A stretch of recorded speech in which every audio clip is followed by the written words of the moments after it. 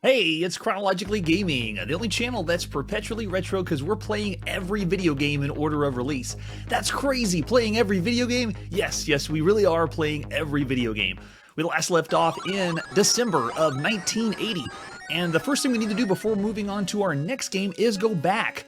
I have to re-rate this live on air. This is Dino Wars, and if you missed the last episode, this was our first game on the TRS-80 color computer, or the Coco.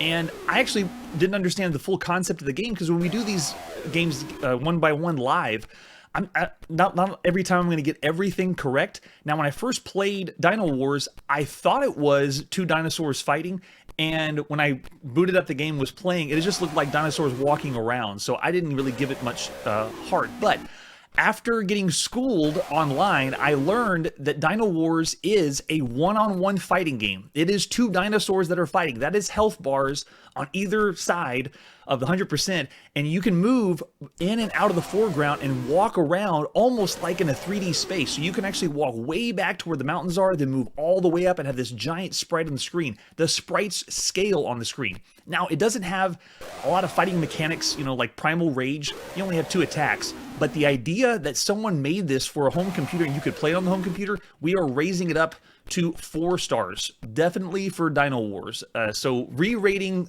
4 stars for Dino Wars. That's the only one we're going to do this time. Let's move on to our next game.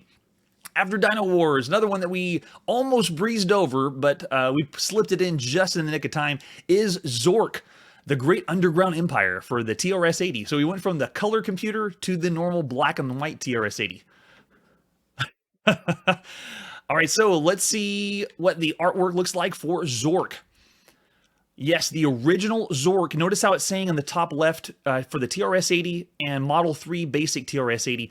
Zork originally was a mainframe text adventure game that they split up into 3 parts whenever they brought it to personal computers. The original was massive. It was a huge world. Obviously, it was all text adventure, but the lore behind this is incredible. And this is the very first one that was released for the TRS-80. Looks like for the back of the box, most of the stuff we've seen on the back of Radio Shack boxes is just warranty notices and no information on the game. Way to go, TRS-80, not giving us any help. There's the example of the disc. We got the 5.25-inch floppy disk for the TRS-80, which is, it looks like for only the Model 3. Most of the time we've been playing the Model 1 TRS-80. So just keep in mind, when we're playing these home computers, it's not as simple as saying we're playing on a TRS-80. There's so many different models that happen behind the scenes. All right, so examples of screenshots right there. It is a text adventure game. If you're not familiar with Zork, you're about to. It is one of the best text adventure games. And for the manual, we have a manual for this. Yes, so here's the original manual for Zork. Zork, the Great Underground Empire, endorsed by Radio Shack. Man, I miss Radio Shack. So many different companies have gone down.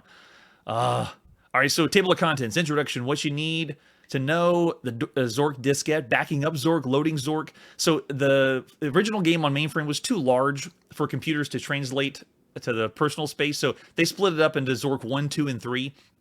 And so the first one is, I wouldn't say easy, it's just a smaller piece of it. Oh, nice. Okay, so introduction, sit down with... It may be an ordinary day or a night in familiar surroundings, but sit down with 32K bytes of RAM in your TRS-80 and pop in a Zork diskette. You're plunged into an exciting fantasy world where your survival depends only on your wits and your courage. Mystery, monsters, and magic test your skill in the alternate universe of danger and opportunity you may never want to leave. Zork turns your TRS-80 computer into a dynamic fantasy game in which you participate. You direct the action, you discover the secrets, you fight the battles, you solve the mysteries, and you claim the treasure. You directly experience the story as it unfolds, as it evolves around you and your computer in vividly described, compelling, fantastic situations. From now on, that's how I want to describe every text adventure game. It's vividly described, compelling, fantastic situations. Important notice before using Zork, make a backup copy. Yes, make a backup copy. Okay, so it explains what you need. So it talks about how to back up Zork on the original TRS-80, which we will not go through, and then how to do it if you have a single drive or a double drive. Oh my gosh, how to reformat it. Yeah, backing it up. Yes, there it is. The original drive for the TRS-80 diskette, and then how to load Zork. Oh man, now thankfully we are not having to load this difficult. for the TRS-80, but look at all the commands that you would have to do back in the day. So when you finally get to the opening, does it explain, yeah, here we go, rules and strategies of the Great Underground Empire. You're near a great underground labyrinth, which is reputed to contain vast quantities of treasure. No doubt you wish to acquire some of it. In order to receive full credit for treasure, you must deposit it safely in the trophy case. They're taking the tropes off of Colossal Cave Adventure, the very first adventure game. Majority of the adventure games and text adventure games we played on the home computer space has been based on Colossal Cave. Let's go find treasure and then take it back, and then you get points for that. Beware of the thief. He's a dastardly antisocial type and a skilled pickpocket. Watch out for your valuable possessions when he is near. To measure your success, Zork keeps track of your score. You receive points for finding treasure. Yes. Concepts for exploring. Some things you can do with objects. What I want to know, and which we wanted to have for all other text adventure games, is what can we actually type? We played some of the first Sierra adventure games, and they don't explain the text parser. We know it's a 2-text parser, majority of them that we played so far, but they don't explain exactly what words you can say. $100 back then. Oh my gosh. Oh yeah, the double density ones. I don't even think those exist yet. We'd have to spot check that one. Okay, so concepts for exploring, containment, how to fight, vehicles. Yes, that's right, vehicles. Zork goes beyond any other text adventure game we played up to this point. I can't say it's the very first because it was on mainframe computers, but for the channel, this will be the best text adventure game from all the ones we've seen so far. How to talk in Zork. How to take items and look at your inventory, and then rules and strategies. The only 2 kinds of questions that Zork understands: what and where. For example, where is gold? What is a grue? Notice how this one using more than a 2-word parser? Everything up to this point has been only 2 words. It'll say, I don't know your word, I can't use your word here, or you must supply a verb. So you can see here, this manual is you have to have this to play text adventure games. And on the channel, we played other text adventure games that didn't have this, or we didn't have the manual, and we needed that to really get further on it. I really wanted that for Wizard and the Princess, which was by Online Systems, or eventually Sierra Online. I'd love to have the manual so we know exactly which words we can use. So best way to describe, go from place to place, you use north, south, east, and west. And we may refer back to the manual. We're just going to get a taste of Zork because this is long. I know it's the first game, but it's a huge maze you can go through. All right, here we go. It is December 1980, and we are playing Zork, the first Zork on the TRS-80. The moment you've all been waiting for. Everybody wants to play Zork, right? All right, so to boot this up, we do need a little bit of commands. Don't need a joystick, though. It's all right here on your fingertips. So we're playing this with a disc. Looks like it's a CMD. So let's see. Oh, we can just load Zork. Let's try it. Does it work? This will be the first time we played a TRS-80 where we can just load a command. Everything else has been in basic because we've been playing on a Model 1. And now we get to upgrade to the Model 3. Does it load? Is the question. It does, yes. Zork 1, the Great Underground Empire. This is it. We did it. The original on the TRS-80. So, west of the house, we're standing in an open field west of a white house with a boarded front door. There is a small mailbox here. Open. Oh, did I already lost it. Open mailbox. And it's going to do this different than the Scott Adams adventure. Ooh, opening the small mailbox reveals a leaflet. Get leaflet. The other adventure games we played have a description of what you're looking at the top, and they kind of split the screen up so you can see what you're seeing and then what you need to command. But Zork just continues to scroll, just like it did on the mainframe computer. Read leaflet. What is the leaflet? Oh, there we go. Welcome to Zork. Zork is a game of adventure, danger, and low cunning. Low cunning. In it, you will explore some of the most amazing territory ever seen by mortals. No computer should be without one. Ladies and gentlemen, we are entering the world of uber nerddom. Back in the day in 1981, this would be the furthest nerd you could go. If you understand what a grue is, then you've gone too far. There is no turning back. This is full-on text adventure. You're in the zone of this world, and you play the entire world from a text adventure.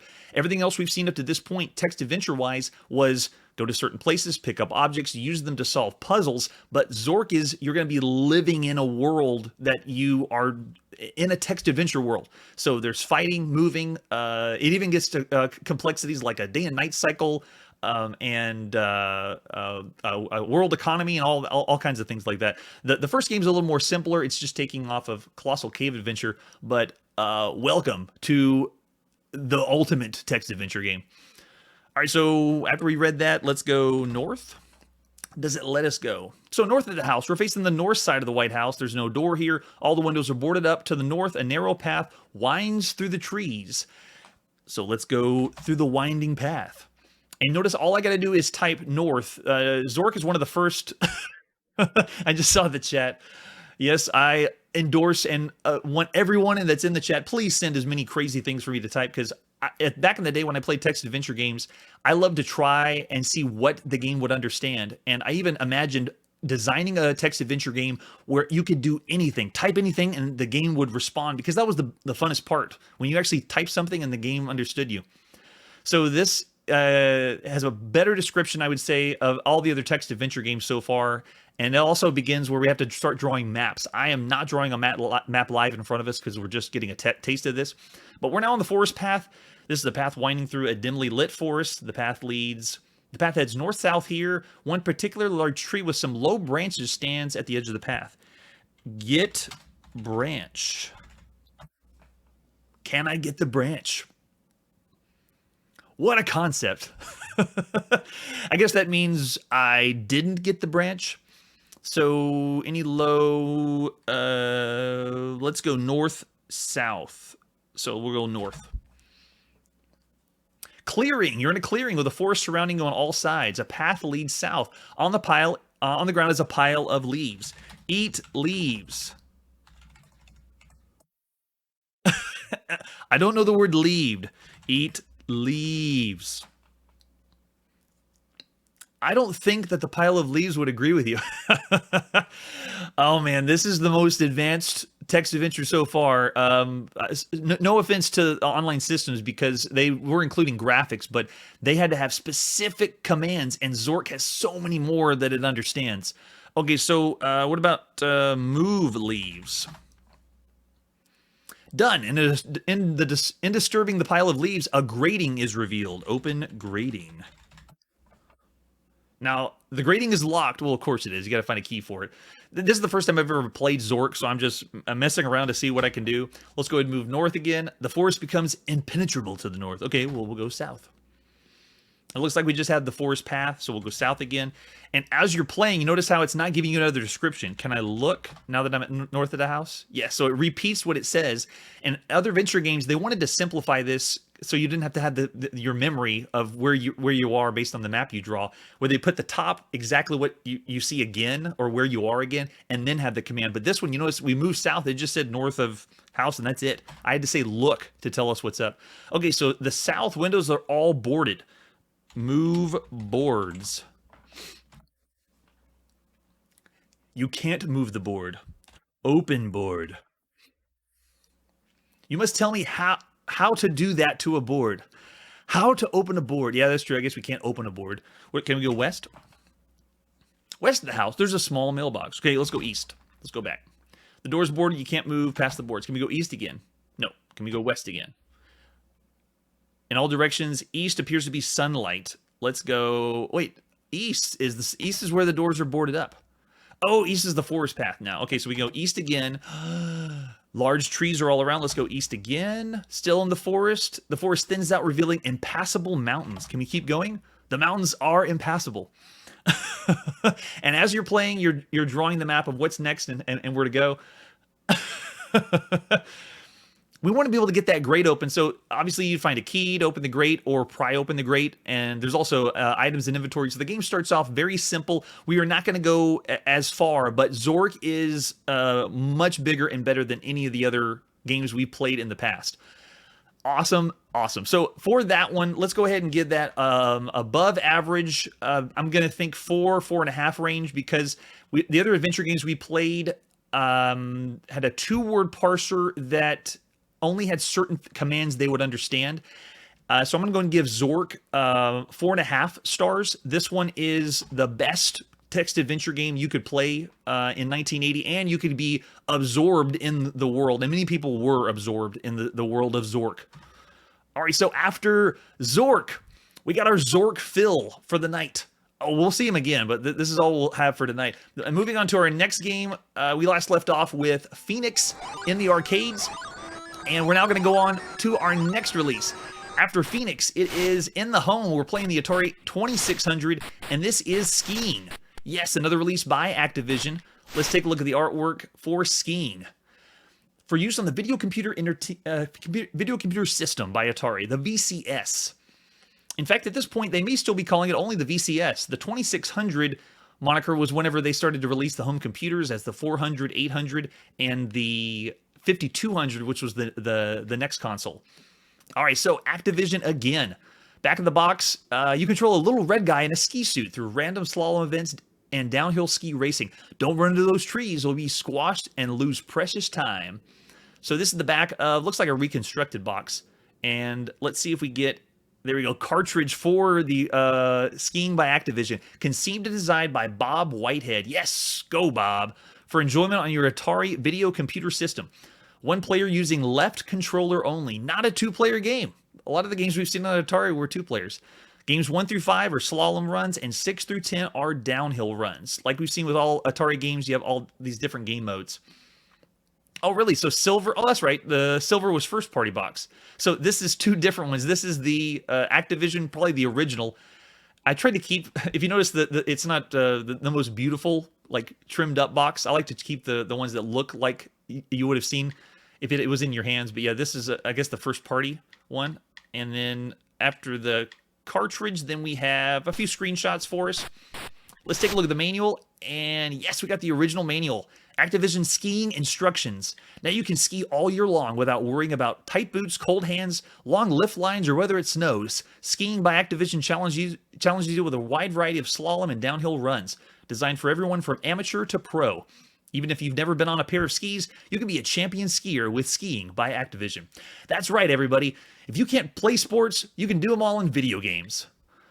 All right, so skiing basics. Hook up your video system. Follow the manufacturer's instructions. With the power off, plug in the cartridge, then power it on. Plug in the left joystick controller. It's the only one you'll need. Love that. One joystick, one button. It's the only one you'll need. Set both difficulty switches to down to begin. Select the game you want. We're going to do a test of slalom and downhill. And then for the different courses, you press reset like we've seen with the other Atari games. And then you move the joystick to any position. And then the joystick controls the position of your skis. Push it to the left. Your ski tips to the left. Move to the right. Moves to the right. Anything, I'm looking for anything that explains the difficulty of the controls, but it looks like it's pretty simple. Object is to run through all gates between the poles in the fastest time. And then it's timed games, so you'll get a better score if you go faster. If you hit a gate or a tree, do not lose heart. Your skier will jump back up and keep going. You do lose time, so be careful. And then, love it, the Atari manuals have an example of the picture and what it means on the screen.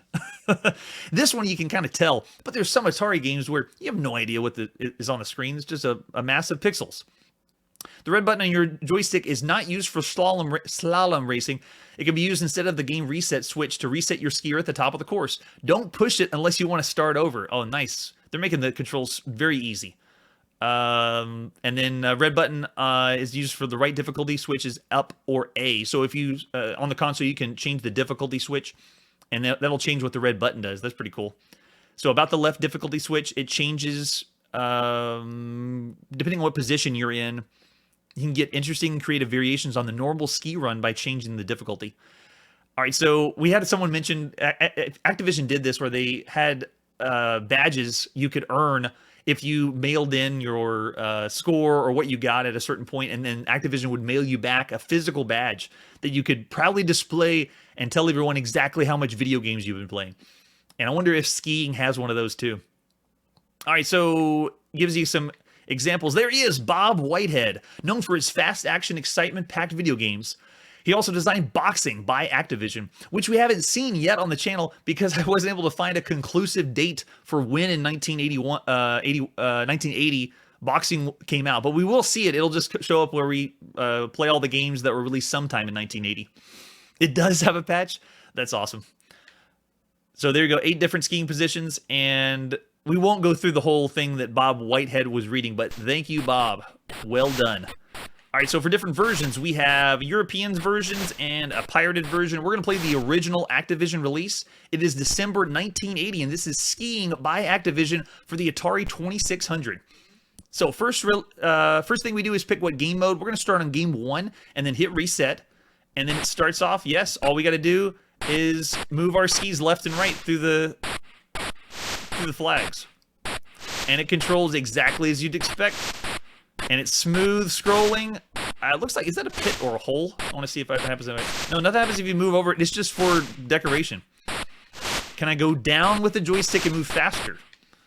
No, nothing happens. All I'm moving is left and right. So the first game mode, I'm guessing, is based on skill. Just go through the different pylons.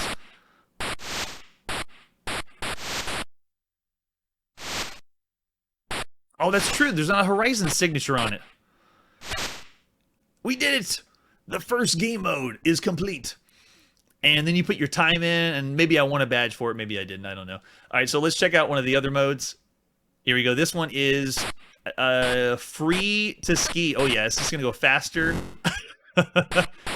Yeah, he gets up by himself. Let's see if we can turn around. There we go. Nice. But I actually applaud the graphics and how smoothly it scrolls. This is one of the fastest scrolling games we've seen on a home console for skiing. Look at this. So fast that I keep hitting the tree. Oh, so if you go further and further with different game modes, they go longer and longer. What does it say? Oh, yeah, I'm just trying to get it. Don't want to hit the tree. Okay, so, yeah, time's going down. Can I make it on full blast? Here we go. And then a little sound effect for when you go over one of the hills. Awesome. There we go. Cool. So it did the finish of the countdown. Let's go for the last one. Is it? Yeah, game mode 10. So yeah, 900 yards going down the mountain. Simple concept, but it plays so well. It works really well too. Atari's still kicking with those pick up and play games.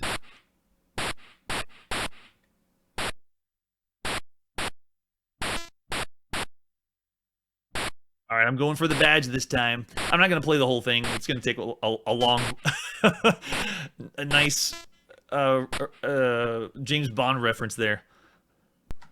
All right, that is awesome. Loads of fun. All right, so for the time, based on everything else we've seen for 1980, skiing, we're going to go for... I'm going to say it's around average because there's 2 different game modes. It's only 1 player, but it does have excellent scrolling. So because of how well it plays, we're going to go with 3.5 stars for skiing. Just above average for what you'd see and what we have played up to this point for 1980. Awesome. I actually would have given it more if it had multiple people that could play at the same time. Because we give 5 stars for Space Invaders when it was released on the Atari 2600, because you had so many different game modes for that, and you can play 2 people Space Invaders, simultaneous or cooperatively. All right, so after skiing, our next game is Demon Dungeon. This is our very first game for the Acorn Atom. This is one of the first, if not the first, microcomputers for England. So we're going to England to play Demon Dungeon on the Acorn Atom. This is the first time we booted this up, so I don't exactly know how it's going to go and how it's going to work. Yes, Acorn, because we're playing every video game. All right, so for artwork, here is the front of the box, if you want to call it that. The Atom used cassette tapes, so it looks just like a cassette tape for the box. And that's it. And there's the example of the screenshot for Demon Dungeon. There's the example of the Acorn Atom in the bottom left corner.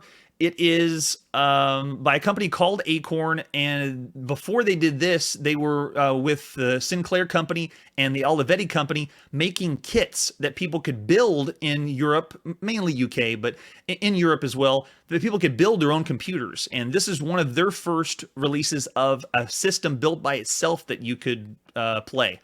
All right, so here we go. We're going to be booting up our first time, the Acorn Atom. It is December 5th, 1980.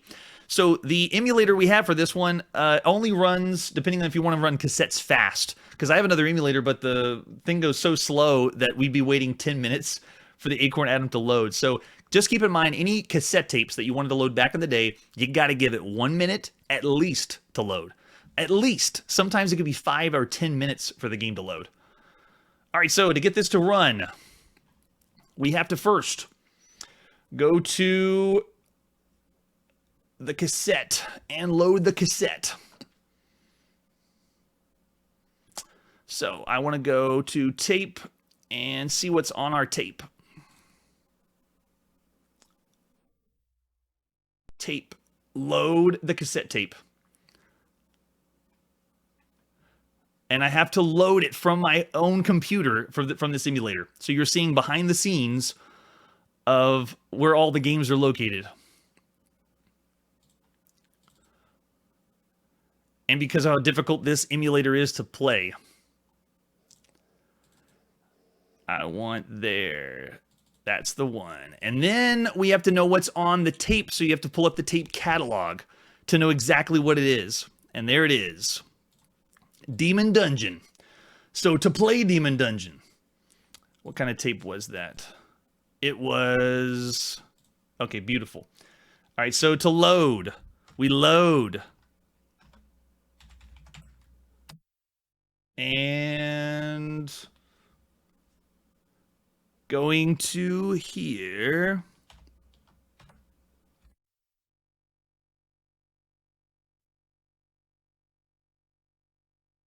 Load. Demon.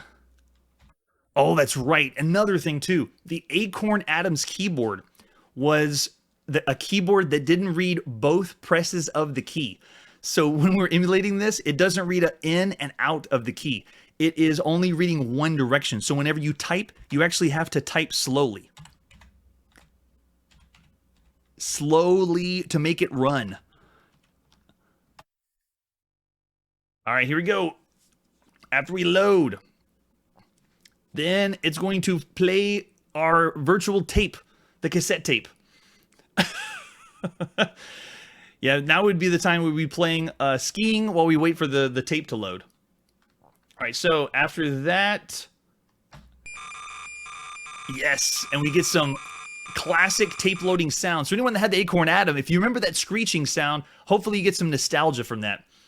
All right, so then after we load that, then we hit run and go. And does it run? Oh my gosh, it really does run. I don't believe it. All right, so we're here. What skill level do you want? Well, we want 1 for easy. Oh wait, did I already break the game? Oh my gosh, no. I already broke the game. Whenever you go and hit the wrong key on the keyboard, the whole thing will crash. It did sound like dial-up internet whenever we loaded it up. All right, so can we reset and go back? I don't know if we can. Looks like no. For our first experience with the Acorn Atom, it was off to a very rough start. But when you were playing this back in the day, you were off to a very rough start as well. Considering how long it took to load, the only problem was whenever I tried to go full screen, I pushed a key on the keyboard at the same time, and so that was actually the break key, and that break key ended up crashing the system. But essentially, Demon Dungeon, if you look on the left side, it is a text-only game, and the dungeon is numbers. So you're actually just moving around a maze-like dungeon using the numbers, and you map out each room using those numbers. Yes, sometimes the games will break. No guarantee that every single one of the home computer games are going to be running smoothly. But so I'm going to go ahead and rate this one because considering everything else we've seen from the home computer space, though, this is lower than average. Considering we played the TRS-80, the Commodore PET, and the Commodore, also the TRS-80 color computer, and the Apple II. So for this one, Demon Dungeon is honestly not the best and most fun game to play because you're having to use coordinates of numbers to go where the next location is. So we're going to go ahead and give that one a, for the time and based on everything else we've seen, we're going to give that one 2.5 stars because it's not as much depth of what we could have seen for a home computer up to this point. So after that, after the amazing breakage of Demon Dungeon, okay, that's true. It is a bit generous because I'm just thinking of if you were to play a home computer and we played text adventure games, and it is text, and we played other text RPGs, so it's around the same range, but it is lower than average. So 2.5 stars, yes, it is a little generous. Okay, so after Demon Dungeon, our next release is Tennis for the Intellivision.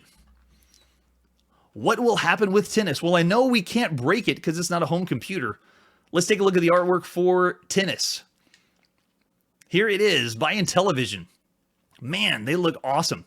I'm wondering why it's not endorsed by a sports company like Wimbledon, because everything else we've seen for Intellivision has big companies to try to trump what Atari's done. And there's our back of the box.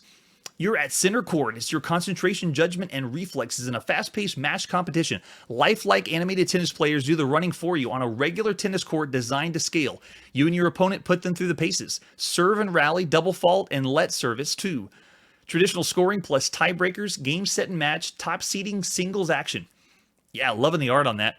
3 service keys let you place your serve where you want it. Oh man, they're probably going to go for the complicating, like every other sports game we played on Intellivision. There's our overlay for the keypad. Looks like we have for inner, center, or outer court, and then what kind of swing you want. Soft or hard swing.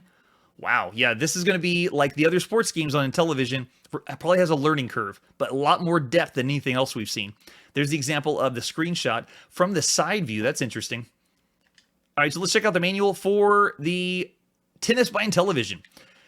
How to win. Tennis is a game of strategy, concentration, and accuracy. If you want to play a winning game, read this booklet. Yes, we're so glad we have the booklet. How to replace your overlay like we've seen on the other Intellivision manuals. Press the reset button, the title screen will appear. There it is, Tennis. And I wonder, because we've seen other Intellivision games, the title screen would boot up just bowling or checkers, and then whenever you saw the front of the box had NFL or the Major League Baseball Association. So I wonder if they didn't get the rights for a major association for tennis, because this is booting the same way. All right, so this is an example of how to slide the overlay over your keypad to play. Gotta know what buttons do what. Okay, so game rules in brief. This is game rules for tennis, which we'll breeze by. If you don't know tennis, you'll have to look up somewhere else how to play. So examples of controls, those are what we want to know. This game has service keys used to determine general place of where the ball will land in the opponent's service court. And you can do center court, inner court, or outer court. And then we have the buttons on the side of the Intellivision. You have hard swing and soft swing. Is there a difference between each side, or are they the same thing? Looks like sends the ball fast and deep at the opponent's court. Takes practice to serve inbounds. Return ground stroke. Ball remains low. And then the disc at the bottom of the controller is how to move your player. Hey, Jade Baby Doll, welcome to the chat. Intellivision Tennis is a game of concentration, eye-hand coordination, timing and strategy. Keep your eye on the ball's shadow, especially on a high lob stroke. Learn to time your serve and return. Timing determines where and how far the ball will travel. Hand-eye, eye-hand coordination. Eye-hand coordination? Didn't they always call it hand-eye coordination? Getting started, select the game speed. You can play Intellivision at 4 different speeds depending on your experience. And so you use the service keys, inner, center, and outer, to determine how fast you want the game to go. And then checking the court. This shows you on the screen when we start the game what everything on the screen means. We have the audience in the background, the center service line, backcourt, baseline. Hand-eye sounds... Yeah, yes, it does. Pre-game warm-up. Practice using your player around the court using the direction disc. Just run around the court with your direction disc. Get the feel of your player's movements and speed and responsiveness. And then get in position for the serve. Okay, so yes, this is like the other Intellivision sports games. Very complicated. Got a big learning curve. We aren't even halfway through the manual, ladies and gentlemen. And there's still, look at this, how to do serves, timings, faults, lets, what the disc on your control, the hand controller does, how to return a serve and a volley. how to score points at the end of the game, and then it has all these. All this in the manual for how to play this tennis game. So very, very elaborate compared to what we've seen on Atari. And then they had, like the other sports games, they had a glossary at the end of what all the terms mean. What does Love 30 mean? Look in Intellivision's manual and you can find out. All right, so here we go. Let's pop it in. It is December 10th, 1980, and this is Tennis on your Intellivision, the latest release. So on the far left side is our overlay that's over the keypad. I love. All right, so that'll tell us what the buttons on our keypad are going to do for us. And I have a virtual keypad, so we're going to start with not super slow or super fast speed. And then now we're on the court. I'm controlling the player on the right side. I'm the purple guy or the gray guy, depending on what color you think that is. Yeah, that's true. This is very far reserved from Pong. Pong obviously started in 1972, but it was all over the 70s. There were so many standalone Pong consoles. And so this is definitely not Pong. We are two people. We can tell we're people. And Intellivision used that to try to sell them against Atari. Look at this. I can see this fluid animation of someone running freely across a tennis court. Interesting that it's taking a side view for tennis. I love all the experimentation of these earlier video games of what works and what doesn't work, because we're so used to seeing the same formula or same view in modern tennis games. So it's pretty cool seeing something refreshing. It's new. All right, so to serve, if I read my manual right, what happens if I do this? Wait, the ball's on that side. Oh, okay, you have to have two people. Let me plug a second controller in. So the ball's over on the other side, so you have to have your second player join in. There you go. And then the second player, do they pick up the ball? They run across the side? Or can we just go for a shot and go for a serve? No, we're just running around the court, and we have to refer to the manual to how to play. So I'm hitting the buttons on the Intellivision controller, but that's not how you start the serve. I thought that you had to go pick the ball up, but no, I'm pushing all the buttons that it could be. So let's try, moving the player on the side. We will revert to the manual. How do we serve? Pre-game. Press one of the top three service keys. Getting in position for the serve. So you have to, oh my gosh, you have to get your player in the correct position for tennis behind the baseline, and you have to hit it in the correct spot. So once you have your player in the correct spot, then you press one of the top three service keys, and it will position them based on either its center, outer, or inner court. Holy moly. You must press the service key before you can proceed with your serve. After you press the service key, your player will automatically move into the correct position behind the baseline. On your first serve, the position will be right of the center mark. Once you're in the position to serve, your player is frozen in place and won't move until you swing the side. That's pushing the hand controller.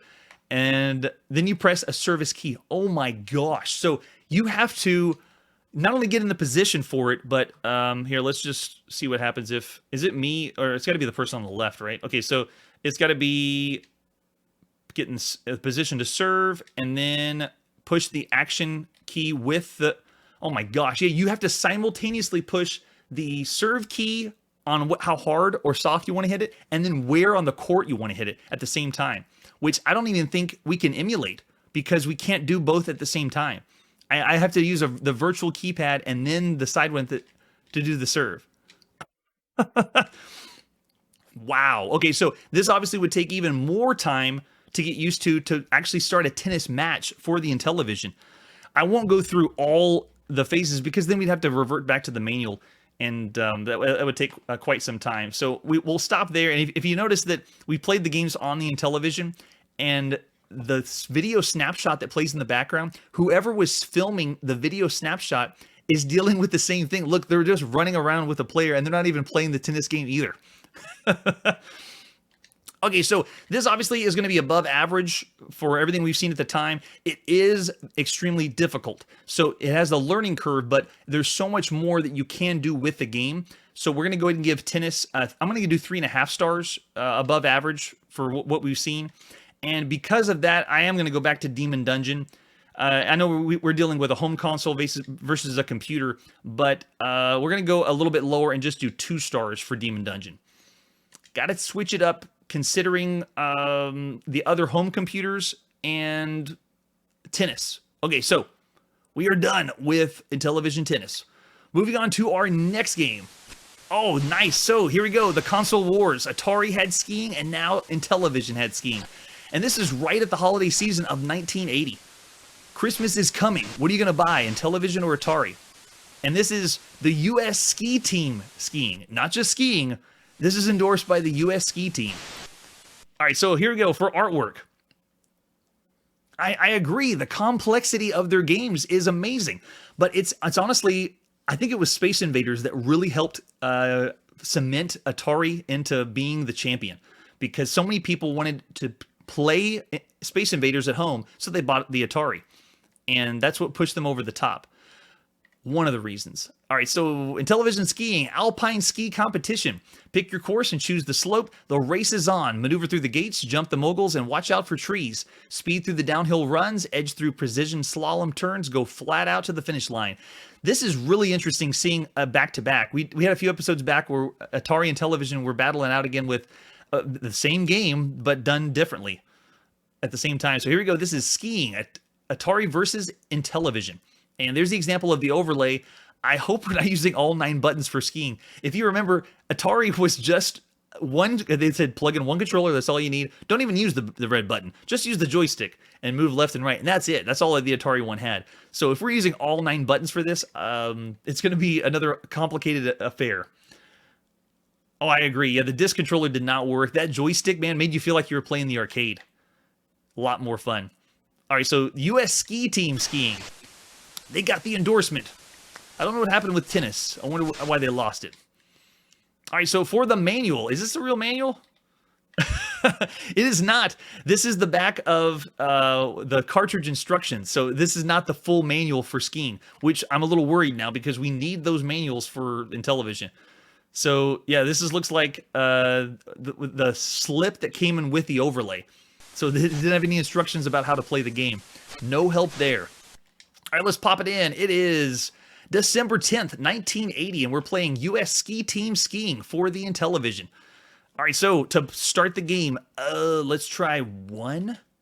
Oh, number of skiers. Okay, 1. It worked. Do we push enter? Yes, we do. And what slope do we want? Oh, well, of course, I want slope 1. Enter. What course do we want? Yes, I want course 1. Everything. Course downhill. Okay, so here we go. We're playing. Does it only use the... It does. Okay, so it uses the disc at the bottom of the controller. Do I have any other... I have the same controls as Atari. It's just you move the skis left or you move the skis right. So there's nothing else. I tried moving down and I tried pushing... Oh, I can jump. That's pretty cool. So I have a jump button on the side of the Intellivision controller. And if I move too far to the left or right, it actually stops the skier. He doesn't move. That's right. Do you remember the George Plimpton commercials? Where he's like, let's look at Atari, and now let's look at Intellivision. Intellivision is obviously the better choice. You can tell, because you can see the characters. Oh, see, now I should have used the jump button on that one. That's so cool. And they have the sound effects for when you're skiing, but when you jump, it actually... makes no noise. That's pretty cool. And they have the sound effects for turning the skier. Nice. All right, here we go. Let's try the jump. We're going for the jump. Into the flag. Oh, I still ran into it. Now, the physics is a little more advanced for this one. The way I turn left and right. And I dig the sound effects. And I was giving props for Atari for the large trees, but Intellivision outdid them. They got better trees. So interesting. I love that we saw the back-to-back Atari versus Intellivision when they have the exact same game. The other one we saw was baseball. All right, here we go. Going for the jump. Got to get the speed up. Go, go, go, go, go. Now, for other game modes, you saw we had different courses we could play, and it also was a 2-player mode, most likely alternating. But just to see if it's 2 players at the same time, let's do a reset. I want to see if we really can play with 2 people at the same time. Okay, so did a reset on the game. We're going to go ahead and go into it. As for the skiers, I'm going to go for 2. And then, yeah, that's right. Hit enter on the thing. And then, well, let's do course 2. Hit enter. And then, oh, slope 2, course 2. Let's do that this time. All right, so it's a slalom. And let's see how this runs. Is it actually 2 people?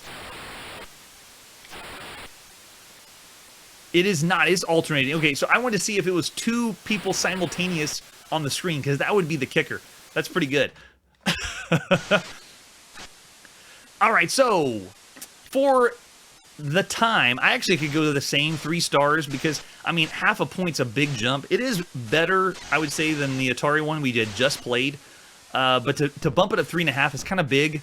A big jump. I'm going to go ahead and do that just to show that there is a difference, but it didn't need to be that much. If we could do 3.1, I'd do something to that nature, but 3.5 will work for U.S. ski team skiing for the Intellivision.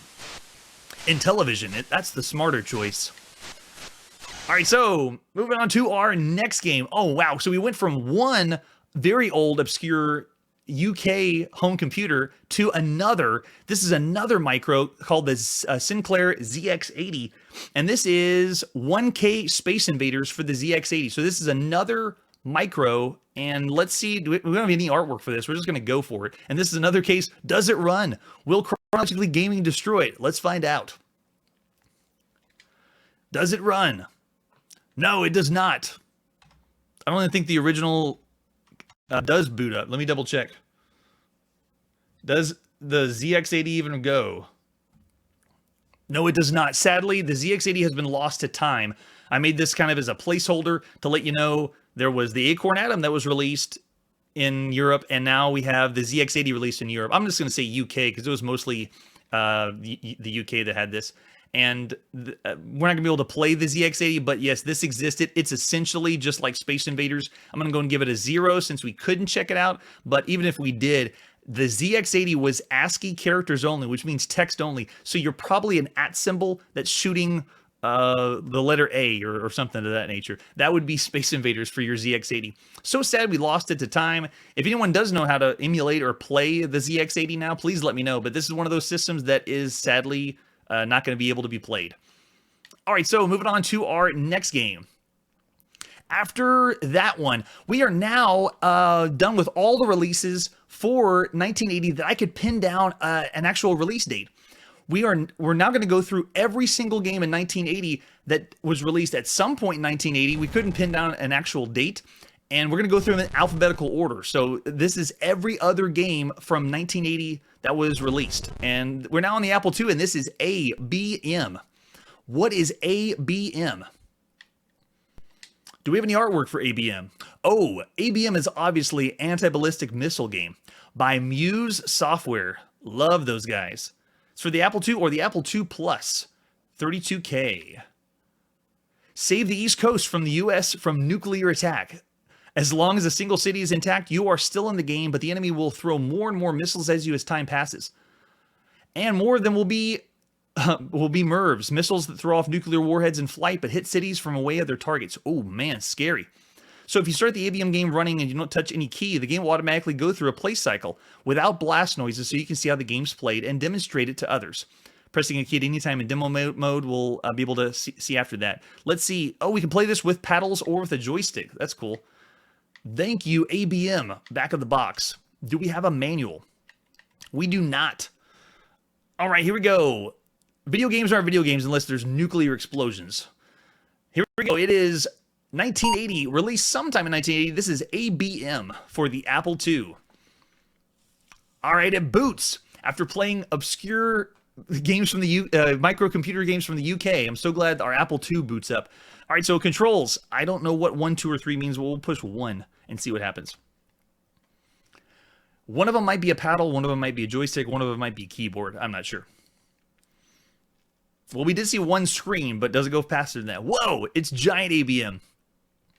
Muse Software. Press the key to start. Okay, here we go. So, oh, nice. It's the paddle controls. Oh my gosh, but it's all wonky.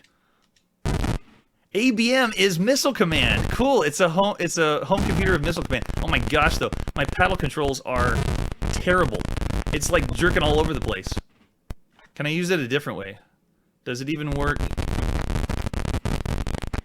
Okay, that'll work. There we go. Oh, so yeah, it's Missile Command. ABM is a home computer. This is the first port of Missile Command we've seen since the arcades. Any port on anything.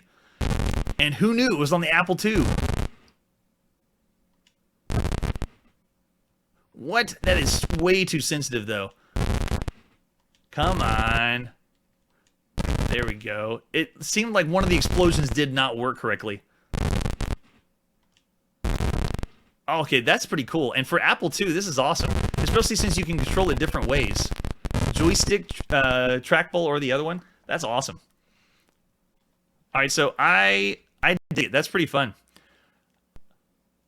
And I think that was all it was. Yeah, it's just the Missile Command game. So that's pretty cool. So for the time, everything we'd see on the computer, that's a lot of fun. Keep in mind, there's no mouse yet on home computers. So everything would be joystick, trackball, or keypad. But that runs really well and plays really well. So we're going to go and give 4 stars for ABM. That's awesome. All right, so after ABM, the rest of the releases for 1980, our next game is Adventureland for the Apple II. This is the Scott Adams adventure. After playing Zork, this is not going to be as good. At least that's what I think. So Adventureland Saga number 1. I don't know what is happening with the artwork. It looks like it's supposed to be fantasy, and we're going to be medieval, but then we have a 1980s girl that doesn't look at all in place in the adventure world. Scott Adams' Adventureland. You wander through an enchanted world, trying to recover the fabled 13 lost treasures. On your quest, you encounter wild animals, magical beings, perils, and puzzles.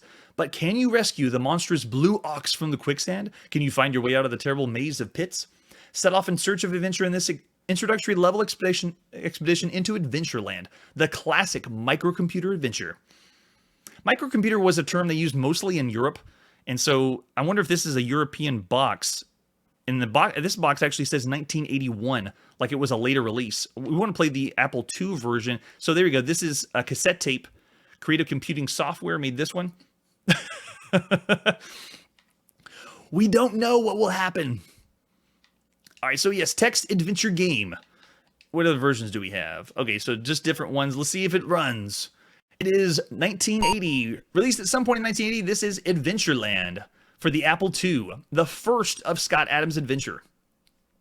The last time we played this game was on the TRS-80, so it looks like we want... oh, there's different ones on there. That's cool. I want to do the Scott Adams one, which is number 1, the Scott Adams graphic adventure. Wait a second, graphic? The TRS-80 that we played was text only. Is this Adventureland with graphics? It is!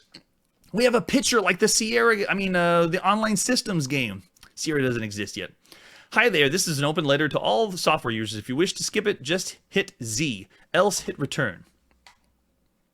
Is this Scott Adams? It is! I'm Scott Adams, president of AI, Adventure International, and author of the Adventure series. Hi, Scott Adams. I want to chat about software piracy for a moment, and then we'll get on with the main event. This was a real deal. And this is all open, this is all so old that it's all abandonware at this point. The software you're about to enjoy took considerate time, effort, and money to devise. We've a large staff here at AI and many authors worldwide. All these people and myself have one major thing in common. We all depend on AI sales for our livelihood. Wow. This is like in the movie theater when they say, watch it in the theaters. A lot of people took the time to make this. If you were to give or accept a pirated copy of this program, please take a minute and think of the consequences. We set the price with thought of many copies selling. If only a few sold, the price would be astronomical. If you give a friend a copy and they take it to a friend to copy, a sale of a single disc may turn into hundreds of bootleg copies. Ladies and gentlemen, there was a lot of people that copied back in the day. So I've never seen this, a public service announcement of what happens when you copy, don't copy that floppy. Yes, they were. They were copied in 1980. This is Apple II, and we're seeing an endorsement of pirated and copied software. Right now, you can go to, I think, Abandonware and get this if we want to download and see this promo, because all this is open source. Trading bootleg copies doesn't stimulate the software industry. It only hurts everyone in the long run. Please Say no.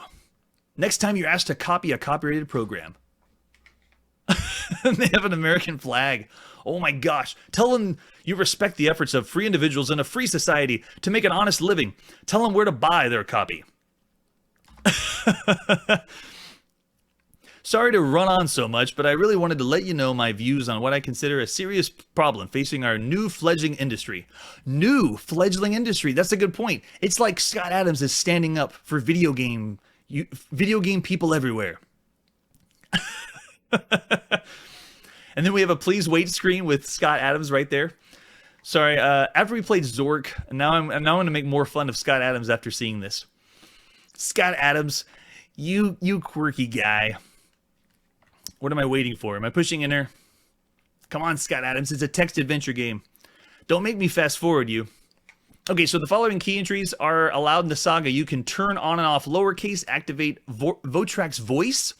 There's a voice and a graphic mode. You can review the text window, go north, south, east, and west, or hit I for inventory. Oh my gosh, ladies and gentlemen, this is it. Flip the disc over and hit return. This is the first time we played an Apple II game where we're using 8 1/4 floppy or a double density floppy disk where you actually flip it over and you put it back in and then it reads on the other side. All right, so here we go. We get to use a new disc. We get to flip it over. How exciting. All right, so here we go. Let's flip it over, put it in, and see if it works. Did we flip the floppy? Don't copy that floppy, but flip that floppy.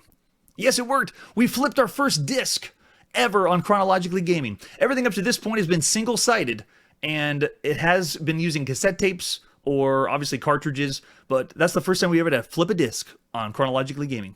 Do we want to restore a previously saved game? No, Scott Adams, we do not. Did it load or did I need to push enter after that? Okay, good. Do we want voice output? Yes. Slot. Oh, the slot. Ugh, I don't know if we have a slot configured for Apple II. We'll try one and see what happens. Let's see. Scott Adams Adventure game. Don't copy that floppy. We saw that on the TRS-80 as well. And we just switched, the Apple II switched to 80 column mode. So we're now in higher resolution Apple II. They had different resolution modes, and everything else we put on this point, I think, was 40 column. And now you can see we're higher range. Is it loading right now? That's right. I think his speech with the American flag and everything was all one side of the disc, and then we had to turn it over for the next side. Come on, Scott Adams. I don't believe it. Okay, so is something happening? Hello? Oh no, now we're getting RAM addresses. Did the game crash? Scott Adams, you crashed my Apple II. I don't believe it. Well, we played Adventureland already on the TRS-80, but man, oh man, nothing is ever gonna. I'm never gonna forget the Scott Adams speech on pirating software. That needs to be posted more or somewhere online because that was amazing. All right, so text adventure games for the time. We're gonna go ahead and give this one 2.5 stars, considering what we just played with Zork. And well, actually, it's average for computers at the time. We'll do 3 stars for Adventureland. 3 stars, sure. All right, so that is the last game we're going to play this time. We're now doing all the other games that were released at some point in 1980. That's what we'll leave you for tonight. Thank you so much for joining us, watching us crash some games, load some games, play some console wars between Atari and Intellivision. Who knows what will be next, but we will see you next time. Hey everybody, thanks for checking out the channel and joining me on my quest to play every single video game in order of release. We'll be streaming live every weekday at 9 p.m. Central, so join us and let us know if we miss any games along the way. This video would not be possible without RetroArch and Launchbox. Please tell your friends there's some crazy guy out there trying to play every single video game. You can always check out Chronologically Gaming on YouTube, Twitter, Instagram. Chronologically Gaming is the name to look for. We will catch you next time.